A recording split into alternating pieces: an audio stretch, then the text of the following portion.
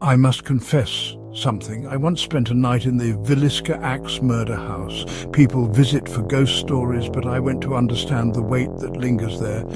The house looks ordinary, but inside the air is thick with memory. Time stopped there in 1912, and the silence is never empty. Every object feels like a witness. I touched the banister, cold as if it remembered.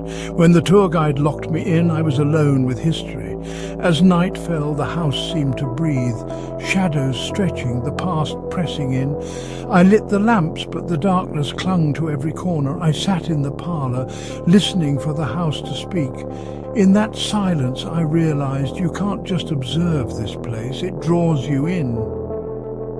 The chill wasn't in the air, it was inside me. The house was settling in for the night, and it had taken me with it. Midnight came, marked not by a clock, but by a deep, suffocating quiet. In the parents' bedroom I heard it, a small, choked sob from the children's room. It was the sound of a child's nightmare, heartbreak echoing through the walls. I froze, fear rooting me in place. Was it my mind or the house itself? The sob came again, clearer, desperate. I was no longer a visitor, but an intruder in someone's grief. The feeling of being watched was overwhelming. I wanted to investigate, but fear held me captive. The sobbing stopped, leaving a silence worse than before. The room felt crowded with unseen presence. I sat, listening, unable to pretend this was just an old house. The sorrow here was alive, and I could only bear witness. After the sobbing faded, dread crept in.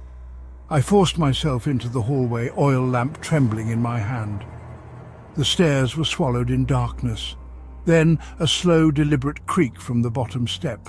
Another creak, closer. Something was ascending, heavy and purposeful. My heart pounded as the sound drew nearer, step by step. The lamp's flame sputtered, the air thick with presence. Halfway up, the creaking stopped. Silence, electric and suffocating. I stared into the darkness, certain I was not alone. The presence waited, unseen but undeniable. I was trapped, mesmerized by a monster I could not see. The house was showing me its true face. I retreated to the children's room, closing the door quietly. The feeling of being watched pressed against my skin. In the flickering lamplight, shadows twisted into monstrous forms. For a moment, the shadow of an axe appeared, then vanished. The image burned in my mind. I fled downstairs, seeking distance from the upper floor. Outside, fog pressed against the windows, the world erased. The house felt adrift, cut off from time. Reflections in the glass warped, shadows deepened. The house preyed on my mind, feeding me glimpses, never the whole. A sob, a weight, a shadow. It didn't need ghosts, the house itself was the ghost. I waited for dawn, trapped in its sorrow. As dawn crept in, the house seemed to exhale. The weight lifted, shadows faded. I had survived, but I was changed. In the morning light, the rooms looked ordinary, just dusty and forgotten. But the memory lingered, cold and sharp. Some places never heal, they remember. The Moore house remembers laughter, bread baking and the swing of the axe. It holds all those memories at once. People ask if I believe in ghosts.